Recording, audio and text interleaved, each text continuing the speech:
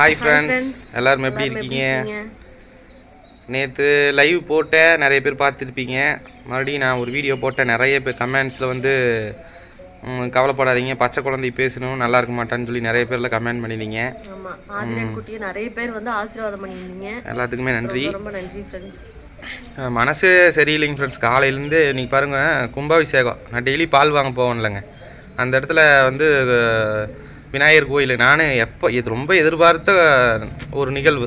எப்படா அந்த கோயில் ரெடி ஆகும், எப்போ கும்பாபிஷேகம் பண்ணுவாங்க, அது இன்னைக்கு கும்பாபிஷேகம். அதுபோக என்னமோ திருக்கல்யாணமா, ஆமா, அரசு மருத்துவம் வேம்பு ஒட்டுக்கா வந்திருக்குங்க. திருக்கல்யாணம் பார்வதி மாதிரி சொல்லி அது வந்து திருக்கல்யாணம் பண்றாங்க. காலையிலேயே எழுந்திரிச்சு குழந்தைய குளிக்க வச்சுட்டு சரி வாங்க போகலான்னு கூப்பிட்டா.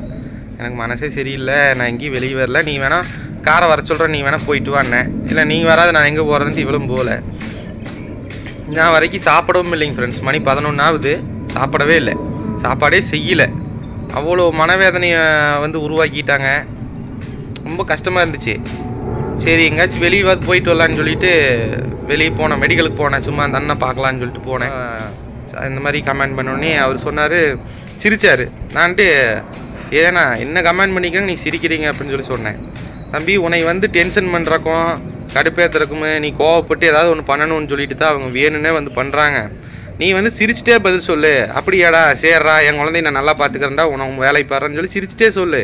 அதுதான் அவங்களுக்கு செருப்படி. நீ டென்ஷன் ஆகி கத்துறதுனால அவங்க மீண்டும் மீண்டும் இந்த மாதிரி ஐடி கிரியா. அதுதான் எனக்கு ஒரு ஆச்சரியம். ஒரு பிளாக்ல போடுற அந்த ஐடியை மறுபடியும் கிரியேட் பண்ணி வந்துட்டே இருக்கிறாங்கன்னா ஒரு வேலை வெட்டியே இல்லையா? ஜிமெயில் ஐடி ஒரு செகண்டில் ஓப்பன் பண்ணுற டெக்னிக்கல் இருக்கிறதுனால தான் நீ இந்த வேலை பண்ணுற. ஒரு நம்பருக்கு ஒரு மெயில் ஐடின்னு சொல்லி கவர்மெண்ட்டில் சொன்னாங்கன்னா தான் நீங்களாம் அடங்குவீங்க. சிரிச்சிட்டே வந்து என்ன கேட்டீங்க தெரியுமா? அடுத்தவங்க வந்து டென்ஷன் ஏத்தி இந்த அழுக வச்சு பார்த்து அதுல சந்தோஷம். ஒரு படத்துல கூட எஸ்ஜே சூர்யா வந்து ஒரு படத்துல கூட கொலை பண்ணிட்டு அழுகிற சத்தத்தை கேட்டு ரசிப்பாங்களா, அந்த மாதிரி குரு பாட்டக்குது. எப்படி இவங்களுக்கெல்லாம் தொண்டைக்குள்ள சோறு இறங்குதுன்னு தெரியல.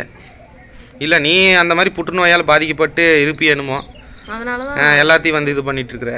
அப்புறம் வந்து அந்த சொன்னார், சிரிச்சுட்டே பதில் சொல்லுங்கள். என்ன பேசு பேடு கமெண்ட் பண்ணாலுமே நீங்கள் வந்து அதை கண்டுக்காதீங்க, சிரிச்சுட்டே பதில் சொல்லுங்கள். இனிமேல் லைவே நான் போட போகிறதில்ல அப்படின்ட்டு. லைவே இனிமேல் நான் வரமாட்டேங்க ஃப்ரெண்ட்ஸ், யாரும் லைவ் போடுங்கன்னு சொல்லி எனக்கு கேட்க வேண்டாம். அப்புறம் வந்துட்டு கொஞ்சம் மனசு ஆறுதலாக இருந்துச்சு. ஆமாம், நான் சிரிச்சுட்டே பதில் சொல்லணும், சரி பார்த்துக்கலாம், நம்ம நல்லா நல்லதான், எல்லாத்துக்கும் நல்லதான் நினைக்கிறோம், நம்ம குழந்தைக்கு நல்லா தான் இருப்பான்னு சொல்லி போட்டு நம்ம நினச்சிட்டு வருவோம் அப்படின்னு சொல்லிட்டு மளிகை கடைக்கு வந்துட்டு மாவு வாங்கிட்டு வந்துக்கிறேன் ஃப்ரெண்ட்ஸ். பாருங்க, மதியானத்துக்கு நான் தோசை சுட்டு திங்க போகிறேன். சாப்பாடு கூட எங்களுக்கு சாப்பிட பிடிக்கல. அப்புறம் ஏங்க மாவு இந்நேரத்துக்கு வாங்குறீங்க, என்னாச்சுன்னு சொல்லி இந்த மாதிரின்னு சொன்னேன். இந்த மாதிரி நேற்று லைவ் போட்டேன்னா இப்படி வந்து குழந்தைய வந்து இப்படி சாபம் விடுற மாதிரி பேசுகிறாங்க அப்படின்னு சொல்லி சொன்னோடனே ஜோசிக்காரன் இது மாதிரி அது எப்படி இப்போ போட்டிருந்தான்னு கமெண்டு, வருகிற 2024 வருகிற நவம்பர் 11 உங்கள் குழந்தை புற்றுநோயால் பாதிக்கப்பட்டுன்னு சொல்லி போட்டிருக்கிறானே. அது வாய்ப்பே கிடையாது. பிறந்த குழந்தை எது புற்றுநோயால் பாதிக்கப்படுது? அது என்ன சிகரெட் குடிக்குதா, இல்லை ஆன்ஸ் போடுதா, இல்லை தண்ணி அடிக்குதா, என்ன பண்ணுது? அதெல்லாம் ஒன்றும் வாய்ப்பு கிடையாது. இருந்தாலும் இந்த மாதிரி உங்கள் வாயாலேருந்து கேட்கும்போது கடுப்பாகும்ல, அதை சொல்லுங்கன்னு அந்த அண்ணன் சொன்னார். ஜோசியர்னு சொல்லிட்டு இப்போ வந்தான்னா நீங்கள் வந்து ஜோசியத்து மேலே நம்பிக்கை இருந்ததுன்னா நீங்கள் வந்து என்னென்னு கேட்டிருப்பீங்க, அச்சோ அப்படிங்களா, அந்த மாதிரி ஒரு ஆகுமா, அதுக்கு என்ன பரிகாரம் ஏதாவது இருக்குதுங்களா அப்படின்னு சொல்லி நீங்கள் கேட்டிங்கன்னா உடனே உங்கள் வாட்ஸ்அப் நம்பருக்கு வந்துட்டு பரிகாரம், அந்த பரிகாரம் இந்த பரிகாரம்னு சொல்லி காசு ஆட்டையை போடுறதுக்கு இந்த மாதிரி பண்ணுறானுங்க, வேலைத்தனம் பண்ணுறாங்கன்னு சொன்னார். ஆமாம், இந்த மாதிரி யோசிக்கலாம்ல அப்படின்ட்டு. அப்புறம் தான் சரி கொஞ்சம் தெளிவு கிடச்சிது. வந்து பாருங்கள், குளிக்கலான்னு சொல்லிட்டு சுடு தண்ணி காய போட்டு அதை ஹீட்ரு போட்டுவிடுவோன்னு போட்டு காய வச்சுட்டு குளிச்சுட்டு கோயிலுக்கு போய் சும்மாவாச்சும் போய் சாமி கும்பிட்டு வருவோம். பாருங்கள், தோசை சுட்டு சாப்பிட்டு சும்மாவாச்சும் ஆதிரன் தூக்கிட்டு போய் கோயிலுக்கு போயிட்டு வருவான்னு சொல்லி இருக்கிறோம். நிறைய பேர் கமெண்ட் பண்ணுவீங்களுக்காக உங்களுக்கு ஒரு நன்றிகள் சொல்கிற விதமாகவும் எங்கள் மனசு இனிமேல் மாற்றிக்கலாம். நீ எதுக்கு எடுத்தாலும் எவன் சொல்லி நம்மளுக்கு என்ன போகுது? நம்ம மனசு சுத்தமாக இருக்குது, நம்ம எல்லாத்துக்கும் நல்லதுன்னு மட்டும் நினைக்கிறோம். அப்போ நம்மளுக்கு ஆண்டவன் நல்லது தான் பண்ணுவான், நல்லதான் பண்ணிகிட்ருக்கேன், நாங்கள் நல்லா தான் இருக்கிறோம். நீ எத்தனை குழந்தை வயிற்றுக்கு இருக்கும்போதே நீ அத்தனை கமெண்ட் எவனா பண்ண, அப்படி செத்து போகிறக்க அப்படின்லாம் சொன்னேன். எங்கள் குழந்தை நல்லபடியாக பிறந்து தீர்க்காயுசோடு இருப்பாள். சரியா? அதுக்கு எங்கள் போடான லட்சக்கணக்கில் சப்ஸ்கிரைபர் எங்களுக்கு வந்து வாழ்த்துக்கள் சொல்கிறாங்க, வேண்டிக்கிறாங்க கடவுள்கிட்ட. ஒவ்வொரு தடவை கோயிலுக்கு போகும்போதும் அர்ச்சனை பண்ணுறாங்க. அர்ச்சனை எங்கள் பேரில் அர்ச்சனை பண்ணுறாங்க. யாரோ ஒருத்திங்க முகம் தெரியாது எங்கள் மீடியாவில் வந்து பார்க்குறாங்க எங்களை. நாங்கள் அவங்கள பார்த்ததில்லை, எங்களை பார்க்குறாங்க.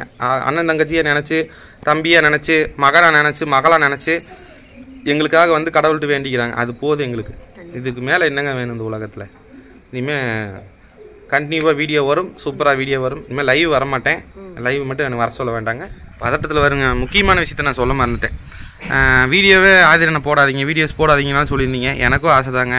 இந்த மாதிரி யூடியூப்பில் வந்து வீடியோ போட்டுட்டு உங்கள்கிட்ட கண்டவங்கள்ட்டெல்லாம் பேச்சு வாங்கிட்டு, அதான் நான் இப்போ இன்றைக்கி என்னாச்சுன்னா மெடிக்கலுக்கு இதுக்கு போனல, மெடிக்கலுக்கு போனேன்ல, அங்கே பேச்சே வரமாட்டேங்குது வருங்க ப்ரெஷரில். அங்கே ஒரு பிரதர் பார்த்தேன், ஃப்ரெண்டு. அவர் வந்து யூடியூப் சேனல், நம்ம யூடியூப் சேனல் பார்ப்பாராட்டுக்குது. அப்புறம் அவங்க செல் சர்வீஸ் பண்ணுறக்கு வந்திருந்தேன். அப்படி நான் கேட்டேன், வீட்டுக்கே போய் சர்வீஸ் பண்ணி கொடுத்தேன். ஆமாம், எங்கே கூப்பிட்டாலும் நம்ம போய் சர்வீஸ் பண்ணி கொடுத்துருவேன் அப்படின்னு. நானும் அது கற்றுக்கலான்னு தாங்க இருக்கிறேன். எங்கேன்னா கருமத்தம்பட்டியில் இருக்குங்களாமா, 1 மாதம் கோர்ஸ் சென்டர் இருக்கலாமா. எவ்வளோ அமௌண்ட்டுன்னு தெரியல, அது கேட்காம விட்டுட்டேன் நான். எவ்வளோ அமௌண்ட் இருந்தாலும் பரவாயில்ல, இவனுக்கு இன்னொரு 10 நாளில் 5 நாளில் பணம் வந்துடும். வந்த உடனே காயத்ரி கொண்டு போய் எங்கள் அம்மா வீட்டில் விட்டுட்டு நேராக ட்ரைனிங் சென்டர் 1 மாதம் போய் கற்றுக்கிட்டு செல்ஃபோன் சர்வீஸில் இறங்கிட்டுனா உண்மையிலே நான் வீட்டில் நடக்கிற எதையும் வீடியோவை போட மாட்டேங்க. அது வரைக்கும் போடுவேன். அதுக்கப்புறம்லாம் என்றைக்காவது ஒரு நாள் ப்ராங்க் வீடியோ இல்லைன்னா ஏதாவது முக்கியமான நிகழ்வுகள் நடந்தால் வீடியோ போட்டு கம்மன் நம்ம வேலையை பார்த்து போயிட்டே இருக்கணும். இதுதான் நமக்கு நல்லது உண்மையிலே.